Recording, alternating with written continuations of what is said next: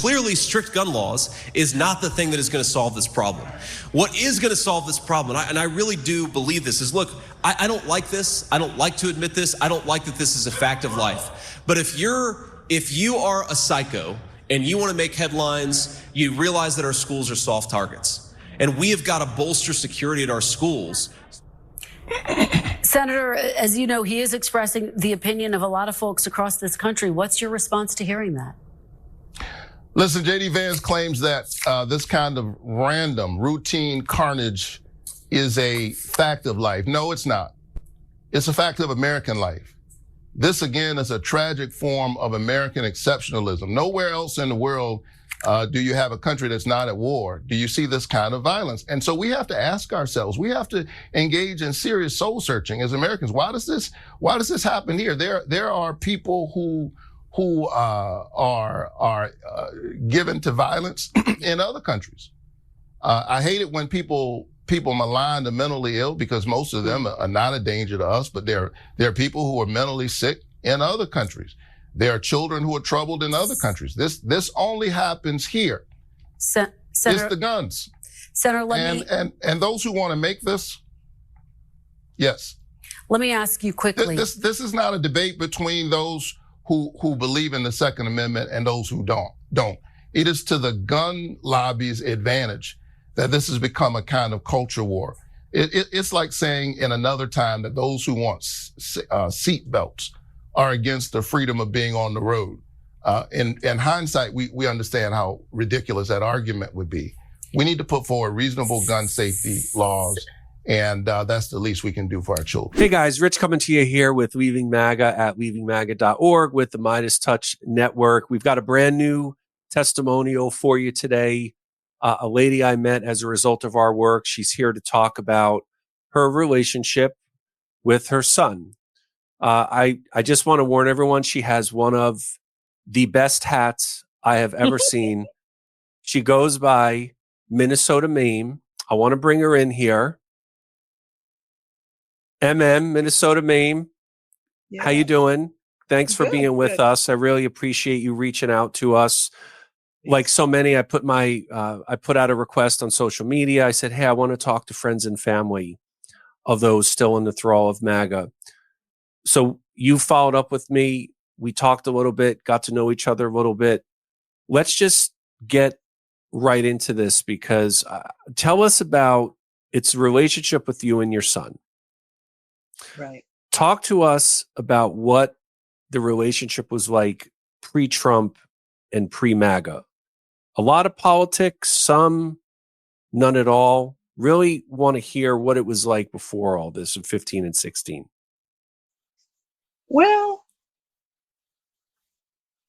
my son's an interesting person. He's an Aries.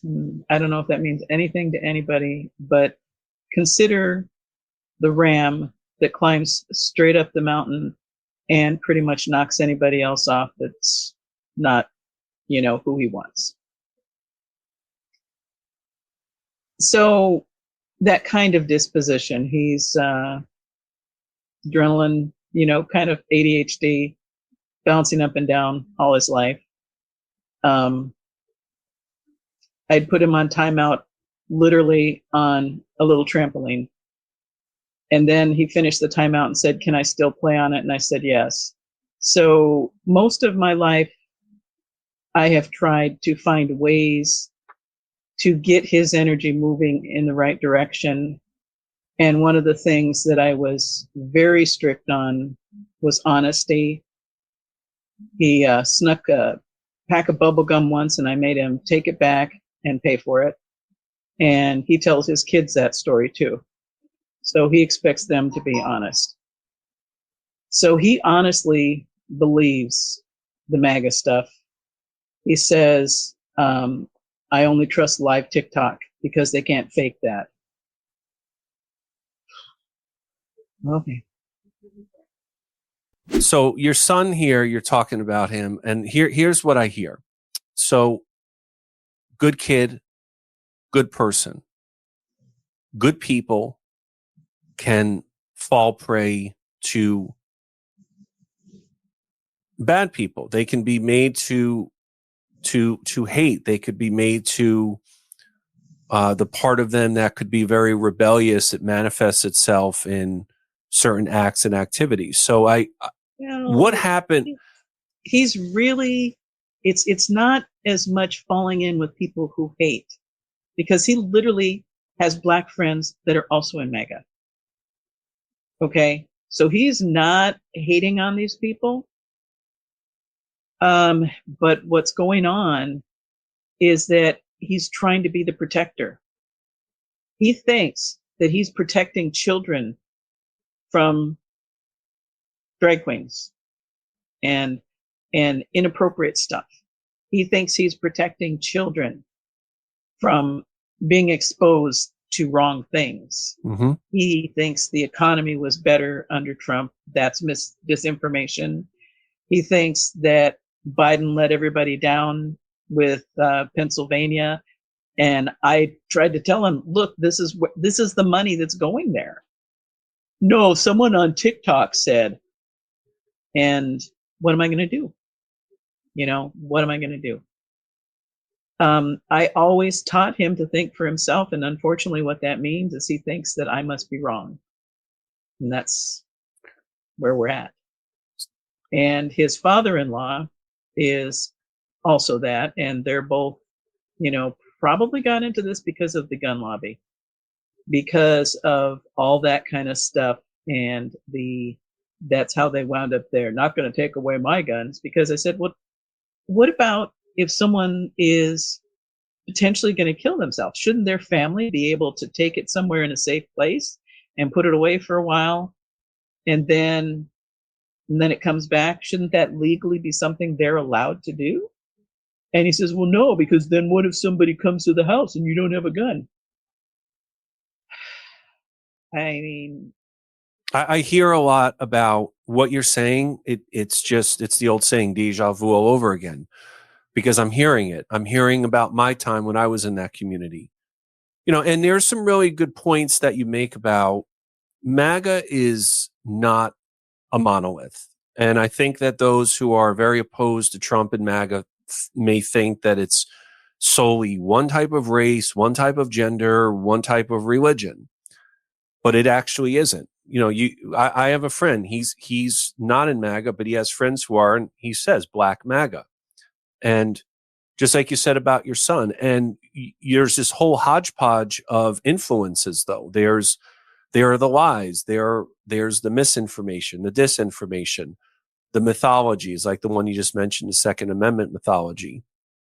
So what is it about, where do you feel like the relationship with you and your son really started to become strained because of his MAGA support?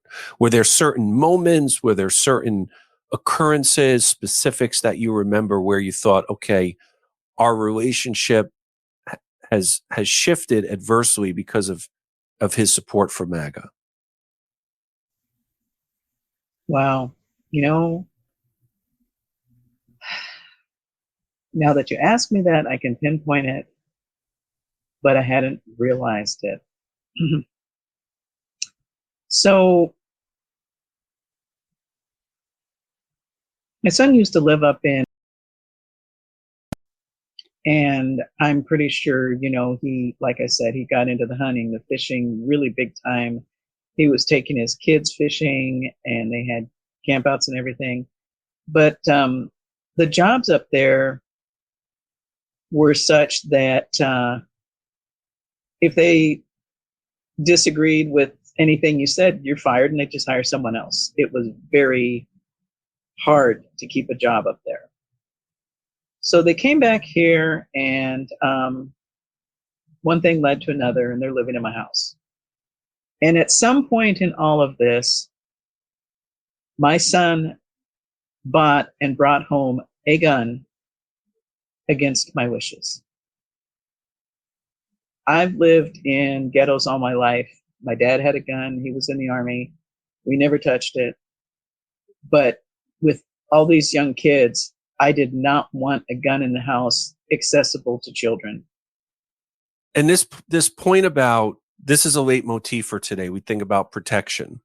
I say often in my interviews, not as a self-defense, but I say that as someone who became a first-time parent in summer of 2016, I viewed my participation as a MAGA American as a protector, wanting to protect my family and my life and my livelihood and my nation. And I felt that I was in this war against existential enemies, both individuals as well as liberalism. Because even though I didn't think about it this way, liberalism is the enemy MAGA Americans are united against, even if they may not think of it that way. So I feel like what happens, Minnesota Mame, is that it's a natural desire for us to want to protect ourselves and our loved ones.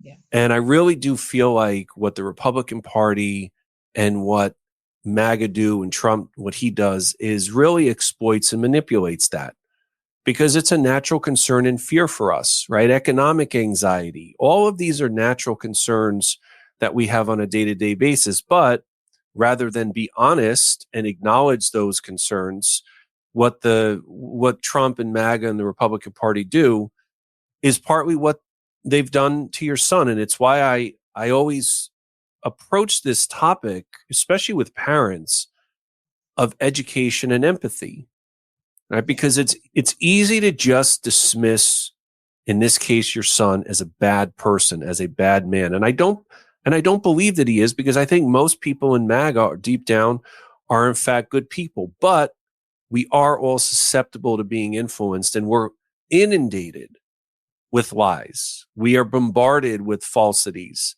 and other mythologies that are rooted all the way back to day one of our country. So you're here, and I have to thank you for just how intrepid it is for you to do this as a parent, because I know it's not easy for you. Tell us, what are the reasons you wanted to speak with us, though? What do you really hope to achieve if you're speaking to other parents, anyone, a friend or a relative, whether they're parents or not? Tell us about what you really hope to have achieved from speaking with us, what you want to accomplish, because I know that this is something that you've been really wanting to do for a while. Well, I am working with what little I have to support your mission because I believe in it. Thank you. Yeah. I don't know if this is going to change anything about their political opinions. Right now, we are at we don't talk about it, basically. And we have loving conversations. And as long as we leave the politics alone, we're fine. What I learned, and I don't know if you know Dr. Bandy Lee, about all the influence that all the disinformation has on people. And what I heard, and I sent you a little visual aid, is amygdala hijack, where they're pressing on the fear and the protection aspect, where someone wants to take care of their family, their loved ones, make sure that they can support them and take care of them. All those fears and everything that's being played out there spikes that fight flight response, which resides in the amygdala. And the funny thing is, when you get someone going on that amygdala hijack, their logic center is shut down, because you're only going on instinct. And if they keep you close enough to that, just wiggle, wiggle, wiggle close enough, you're only paying attention to the people you think are safe. You go back into this clan mentality, us versus them. And we can see it all through the country. It's us versus them. It winds up happening between the Democrats too, because, we're a herd of cats. It's very hard to get us going in one direction. So my hope is to try to find common ground with people And if I can find common ground with some people, maybe eventually I can do it with my son. To your point about how I felt in MAGA as the victor, I felt oftentimes very desperate, panicked, rageful. I see a lot of the same emotions now after Trump's reelection from last month. You know, I see the comments online, and they're not altogether that different as the winning side from what I remember saying and thinking after 2016. Do you think your son would be willing to watch this appeal if you shared it with him? Well, I've already told him that I'm going to, so. Okay, what did he say? What did he say? He says, whatever. So I love him and I want to see him. I'm so sad about this, Rich, so sad. Because if Kamala had won, he's trying to buy a house, he would have had $25,000 for a first-time homeowner. They call me to get money for food sometimes, even though he's working, his wife's working, his oldest is working. My son works at least 2 jobs most of the time, sometimes 3. He works in construction. She'd be building 3 million houses. He'd probably get in on that contract somewhere, somehow. Was going to work on bringing down the cost of food by dealing with the price gougers and saying, look, enough is enough on the profit. You don't have to, totally push everybody else underground. She was going to start working on the middle class because that's when America's strong. Because the middle class is close enough to the poor that they give a shit. I'm sorry. It's okay. We're PG-13. We're still family friendly here at the MeidasTouch Network, and thank you for saying that. That shows a lot of vulnerability about yourself and your family, and it reminds me of a point that I've been making recently, and in particular in the aftermath of the election. I want to caution everyone who's watching this, please, that what you're hearing, what you're saying about these struggles, Trump is not going to fix his and his family's struggles. So I know that there's going to be a temptation amongst many, not just those watching this, but across the country who oppose Trump, like I did, to say, I told you so. And I really want to implore everyone to resist that temptation, because I really do think, Minnesota Mame, that there's going to come a point when your son is going to realize that nothing's getting fixed. And when that happens, we don't want to say, I told you so. We want to provide the exit ramp. And that's really what we created Leaving MAGA for, as a community, to make it okay to leave, a new community, a new destination. So I know that you're saying that he may have said whatever, but I'll tell you what, maybe he didn't think you'd actually do it, but now you've actually are doing this testimonial.